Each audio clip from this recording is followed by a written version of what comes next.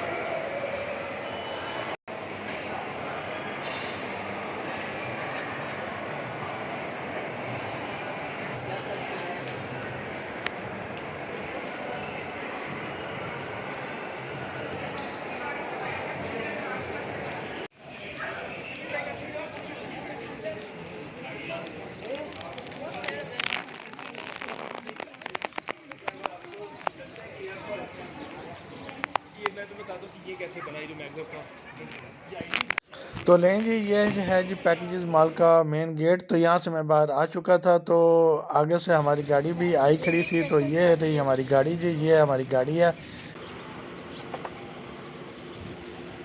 अस्सलाम वालेकुम भाई लोग, आगे हो जी।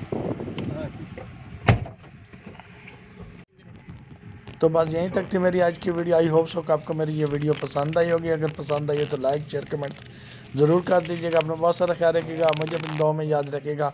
अल्लाह हाफिज़।